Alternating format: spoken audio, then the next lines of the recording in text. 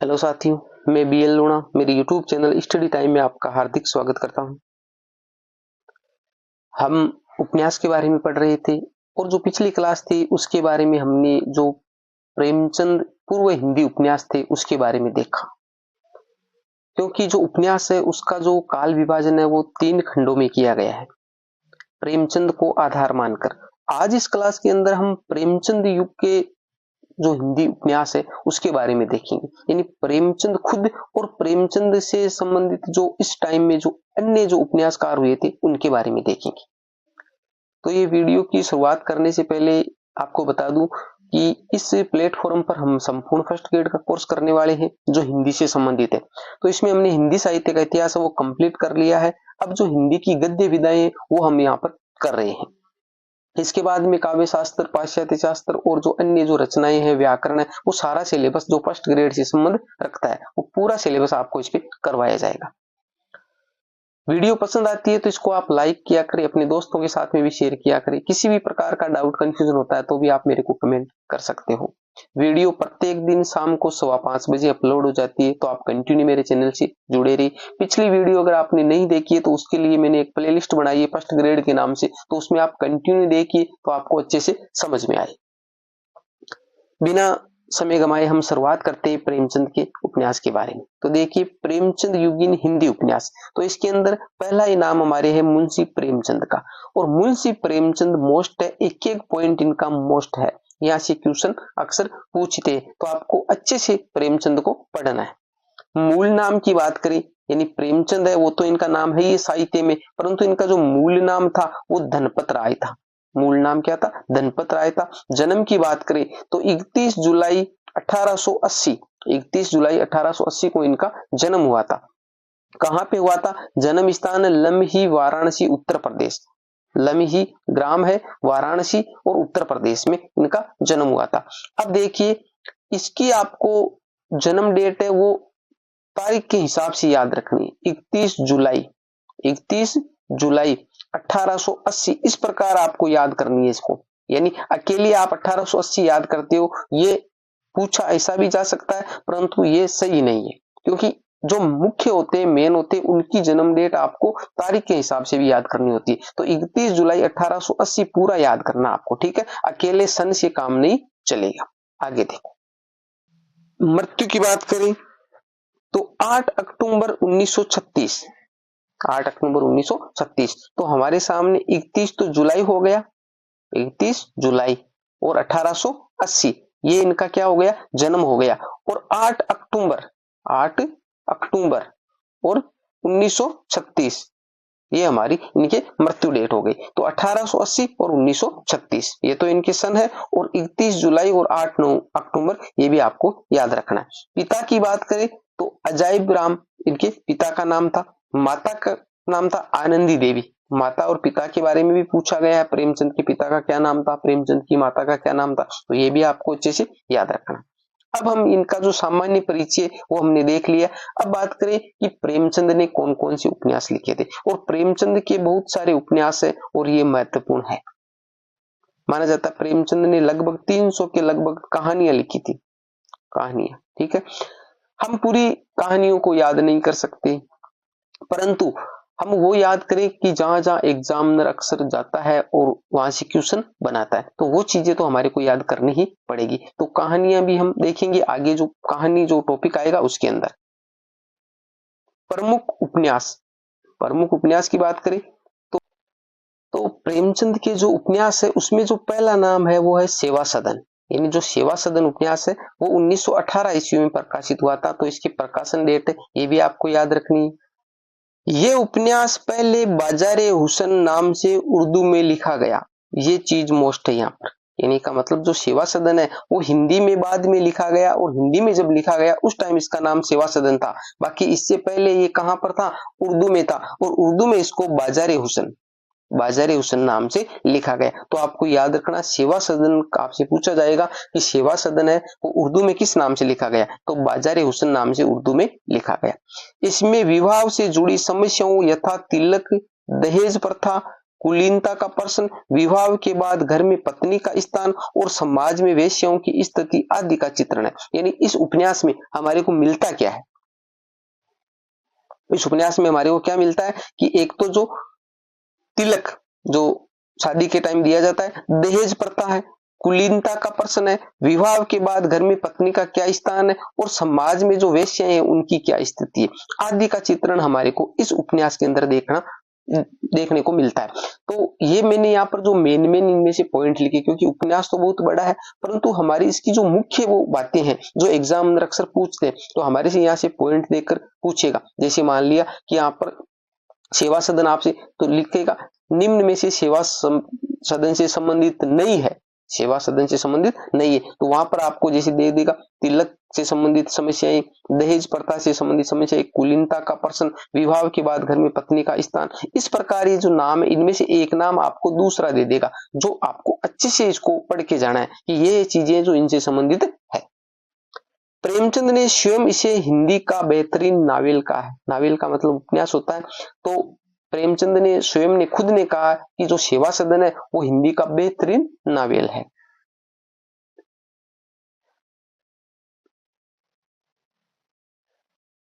आगे बात करते हैं हम 2 नंबर की जो है प्रेमाश्रम 1922 ईस्वी। पहला 1918 में है, दूसरा 1922 में है।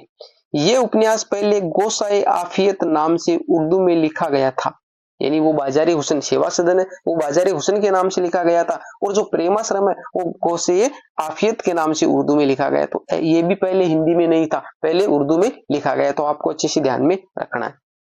ये हिंदी का पहला राजनीतिक उपन्यास माना जाता है। मैंने जहां पर उपन्यास की शुरुआत की थी उस टाइम आपको बताए थे कि जो प्रथम जो उपन्यास थे ऐतिहासिक है, राजनीतिक है, ठीक है, आख्यायिका शैली में है, तो वो सारे उपन्यासों के बारे में बताया। वहां पर मैंने आपको बताया था कि जो प्रेमाश्रम है वो हिंदी का प्रथम राजनीतिक उपन्यास है। कृषक जीवन की समस्याओं के चित्रण का प्रथम प्रयास इस उपन्यास में लक्षित हुआ है। जो हमारा कृषक जीवन है तो हमारे को प्रेमाश्रम में क्या मिलता है, जो कृषक जीवन है उसमें क्या समस्याएं हैं, क्योंकि प्रेमचंद के जो उपन्यास है वो हमारे समाज से जुड़े हुए हैं और उसके अंदर समाज में क्या घटित हो रहा है, समाज की क्या समस्याएं, उसको उजागर करने का काम किया प्रेमचंद ने। इसीलिए प्रेमचंद को मुख्य माना गया। पहले के जो उपन्यास थे उसमें ऐसी विशेषताएं हमारे को देखने को नहीं मिलती है। हमने प्रेमचंद के पूरे भी उपन्यास पढ़े हैं, प्रेमचंद युगीन भी पढ़ेंगे और प्रेमचंद के बाद में भी पढ़ेंगे। अब प्रेमचंद को मुख्य आधार मानने का रीजन ये रहा है कि जो प्रेमचंद ने जो उपन्यास लिखे वो उपन्यास ना तो हमें प्रेमचंद से पहले मिले और ना ही प्रेमचंद के बाद में मिले।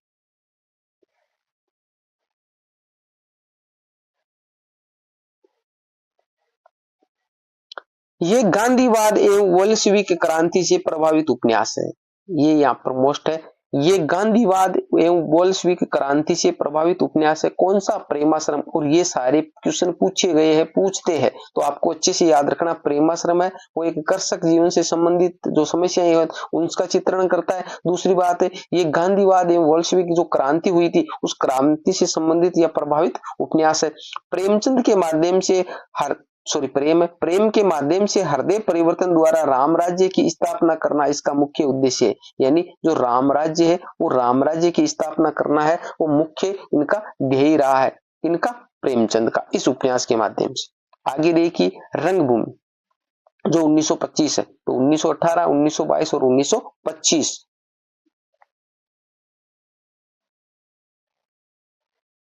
ये उपन्यास भी पहले चौगाने हस्ती नाम से उर्दू में लिखा गया। इसमें शासक व अधिकारी वर्ग के अत्याचारों का चित्रण किया गया है। जो रंगभूमि है वो भी पहले कहां पर, हिंदी में न लिखकर उर्दू में लिखा गया था, चौगाने हस्ती नाम से, चौगाने हस्ती। तो 3 उपन्यास हमने देख लिए हैं, सेवा सदन हो गया, प्रेमाश्रम हो गया और रंगभूमि हो गया। तीनों उपन्यास है, तीनों उपन्यास पहले हिंदी में न लिखकर कहां लिखे गए थे, हमारे उर्दू में लिखे गए थे और उर्दू में इनके अलग अलग नाम थे। आपको अच्छे से इनको याद रखना है।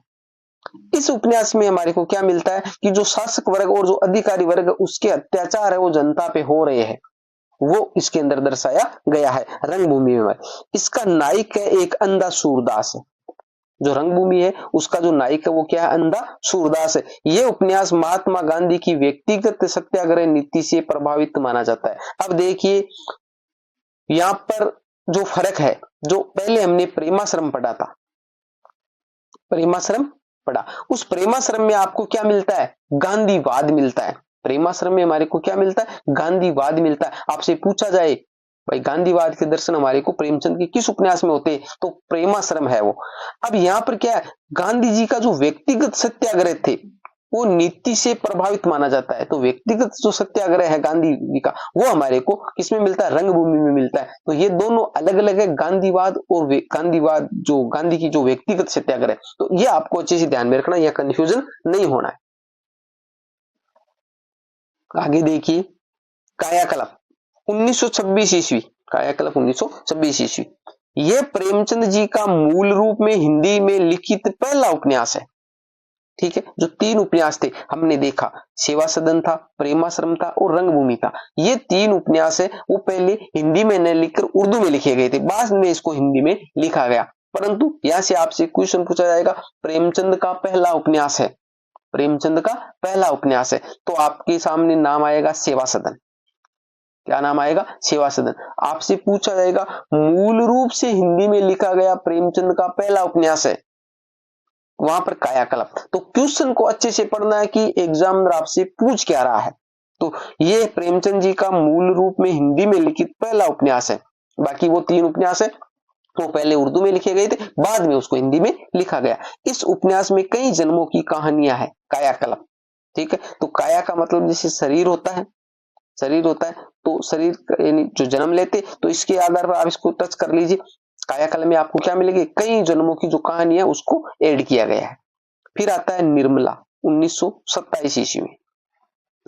इस उपन्यास में दहेज एवं अनमेल विवाह की समस्या को उभारा गया है।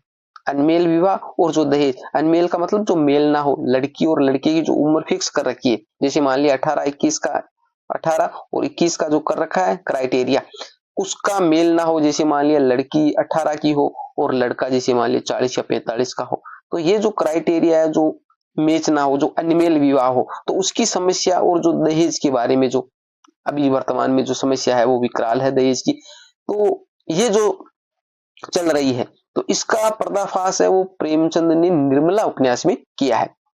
ये उपन्यास टीवी धारावाहिक रूप में भी प्रसारित हो चुका है, यानी टीवी में जो धारावाहिक आते वहां पर भी इसको प्रसारित किया जा चुका है निर्मला उपन्यास को।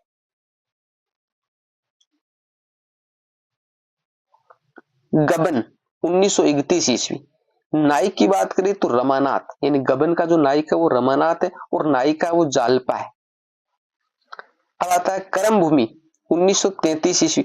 मैंने यहाँ पर वो वही वर्णन लिया जो अक्सर इनसे संबंधित अक्सर पूछते हैं। ठीक है, तो आप ऐसा नहीं कि यहाँ पर ये 2 ही पॉइंट ले लिया आपने। ठीक है, तो यहाँ से जो क्वेश्चन अक्सर पूछते हैं वो मैंने मैटर यहाँ पर लिया, फालतू का कचरा ऐड करके यहाँ पर इसे लोड नहीं बनाया है। इस उपन्यास में समाज में हरिजनों की स्थिति एवं उनकी समस्याओं का चित्रण किया गया, जो कर्म भूमि है। कर्म, कर्म का मतलब कार्य होता है। ठीक है, तो जो कार्य है हमारी जो साफ सफाई का कार्य है जो हमारे हरिजन लोग करते हैं, तो इसमें यह कह रहा है कि इस उपन्यास में समाज में हरिजनों की स्थिति एवं उनकी समस्याओं का चित्रण किया गया है।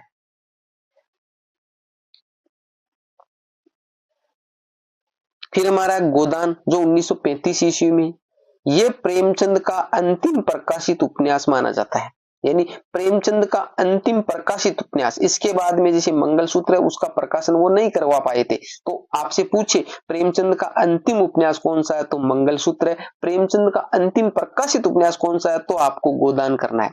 प्रमुख पात्र की बात करें हम गोदान के, मालती, मेहता, धनिया, होरी और गोबर, ये सारे इनके पात्र हैं। डॉक्टर नगेंद्र ने इस उपन्यास को ग्रामीण जीवन और कृषि संस्कृति का महाकाव्य माना है। यानी जो डॉक्टर नगेंद्र है उन्होंने क्या कहा है कि ये जो उपन्यास है वो ग्रामीण जीवन और कृषि संस्कृति का महाकाव्य है। ये बात है वो डॉक्टर नगेंद्र ने कही है। यहाँ से क्वेश्चन बनेगा कि डॉक्टर नगेंद्र ने प्रेमचंद के किस उपन्यास के बारे में कहा है कि ये ग्रामीण जीवन और कृषि संस्कृति का महाकाव्य है, तो वो है हमारा गोदान। अब देखिए पूरा जो उपन्यास है अच्छे से इसको आप समझ पाओ, वो तो आपको इनके पूरे उपन्यास को अच्छे से पढ़ना पड़ेगा। परंतु यहाँ पर सिलेबस में हमारे इतना लंबा चौड़ा दे नहीं रखा है कि भाई पूरा उपन्यास हम पढ़े, क्योंकि पूरा उपन्यास अगर पढ़ने बैठ जाएंगे तो सिलेबस कब करेंगे। तो इनके जो मुख्य मुख्य पॉइंट थे जहां से एग्जामिनर अक्सर क्वेश्चन बनाता है, तो वो हमने यहाँ पर देख ली। आगे जो उपन्यास दे रखे उनसे हम ज्यादा जो हमारे सिलेबस में उनके बारे में जो कहानियां है और है उनके बारे में हम अच्छे से उनके पॉइंट बनाएंगे, क्योंकि वो पूरी की पूरी सिलेबस में दे रखी है, तो वहां से क्वेश्चन ज्यादा बनेंगे। अब नाम आया मंगलसूत्र, जो अपूर्ण उपन्यास है, यानी का मतलब जो प्रेमचंद है इसको पूरा नहीं करवा पाए, क्योंकि प्रेमचंद 1880 में पैदा हुए थे, 1880 में पैदा हुए थे और 1936 में उनकी मृत्यु हो गई थी, 1936 में मृत्यु हो गई थी। और देखो पीछे देखते हम, यहाँ पर देखो ये रहा 1935। तो 1935 में जब गोदान का प्रकाशन करवाया तो आगे वाला उपन्यास है वो प्रकाशित नहीं करवा पाए, क्योंकि 1936 में उनकी मृत्यु हो गई थी। तो मृत्यु होने के बाद में भाई प्रकाशित कैसे, तो ये जो मंगलसूत्र वो लिख रहे थे वो अधूरा रह गया था। तो इस उपन्यास को बाद में उनके पुत्र अमृत राय ने पूरा करके, जो अधूरा रह गया था उसको पूरा किया और 1948 ईस्वी में प्रकाशित करवाया था। तो उन प्रश्नों की जो प्रकृति है, उनकी जो भाषा है वो आपको अच्छे से पढ़ना है, फिर उसका आंसर देना है, क्योंकि ज्यादातर जो सरल क्वेश्चन आप अच्छे से पढ़कर जाते हो वो यही गलती हो जाती है। तो अच्छे से क्वेश्चन को पढ़ना है। अब उपन्यासों को आप याद कैसे करोगे भाई, उपन्यासों के नाम और उपन्यासों का क्रम आपसे पूछा जाएगा। प्रेमचंद के उपन्यास को क्रम से व्यवस्थित कीजिए। तो पहले जैसे 1 नंबर 2 नंबर ऐसे उपन्यास के नाम देगा, तो जैसे सेवा सदन 1 नंबर पे आ रहा है, फिर आगे जो हम बढ़ते तो प्रेमाश्रम हो गया। तो इस प्रकार जो ये उपन्यास है उनका मैंने सूत्र बनाया है, आपको अच्छे से याद रखिए। उपन्यासों को क्रम से याद करने का सूत्र क्या बनाया है, सेवा प्रेम रंग का न गबन कर गोदान मंगल, सेवा प्रेम रंग का न गबन कर गोदान मंगल। अब देखिए सेवा का मतलब क्या हो गया, सेवा सदन, प्रेम का मतलब प्रेमाश्रम, रंग का मतलब रंगभूमि,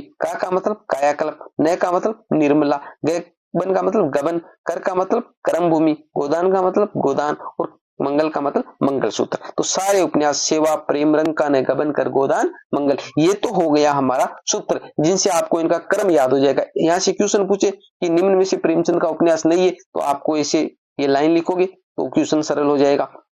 दूसरी बात, यहाँ से आपसे क्रम पूछे तो आपको पता है कि पहले सेवा सदन है, बाद में प्रेमाश्रम है, उसके बाद में रंगभूमि, तो क्रम याद हो जाएगा। ठीक है। अब रही बात इनकी सन भी पूछ ले कि भाई ये उपन्यास कब प्रकाशित हुआ था, तो उसके लिए भी मैंने एक कोड बनाया है। ठीक है, कोड बनाया है। तो देखिए, अब देखिए मैंने कोड क्या बनाया है कि आपको 1900 तो याद रखना है, 1900 याद रखना है। तो 1900 बाद में आपको 18 लगाना है, ये 18 लगाया हमने, तो 1918 है, उसके अंदर हमारा सेवा सदन हो जाएगा।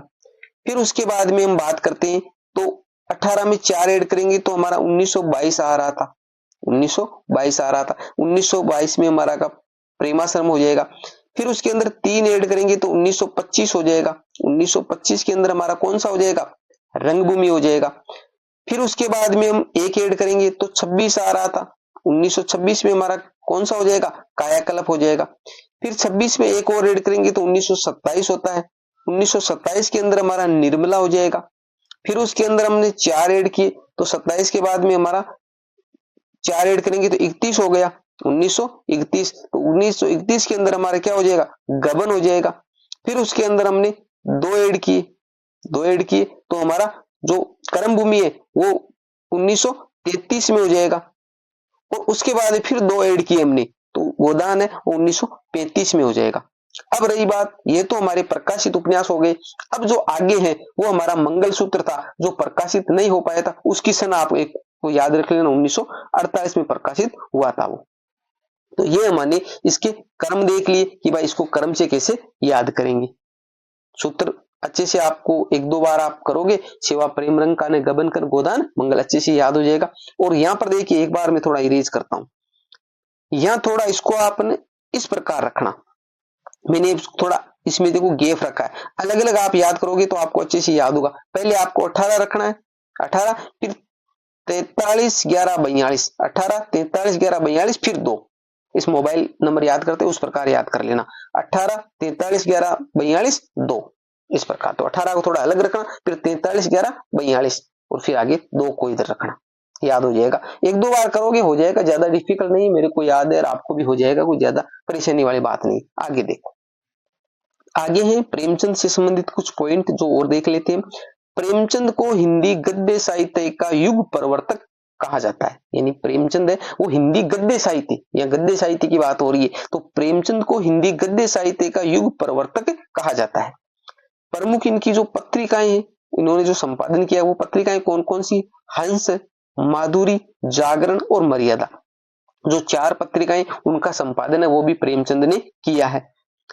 अमृत राय कौन थे, इनके पुत्र थे, ने इनको कलम का सिपाही कहा है, अमृत राय ने इनको कलम का सिपाही कहा है, और मदन गोपाल है उन्होंने इनको कलम का मजदूर कहा है। अब देखिए कलम का सिपाही और कलम का मजदूर, इसमें आपको दोनों नाम याद रहेंगे, कलम का सिपाही भी याद रहेगा और कलम का मजदूर भी याद रहेगा। अब एग्जाम में आप जो कंफ्यूजन होते हैं तो देखिए कलम का मजदूर, मजदूर में मैं आ रहा है और मदन गोपाल में मैं आ रहा है, तो इसलिए मजदूर है वो मदन गोपाल ने कहा था। अब जो पीछे बचा वो अमृत राय है, वो कलम का सिपाही कहा है, तो आपके कंफ्यूजन खत्म हो जाएगा।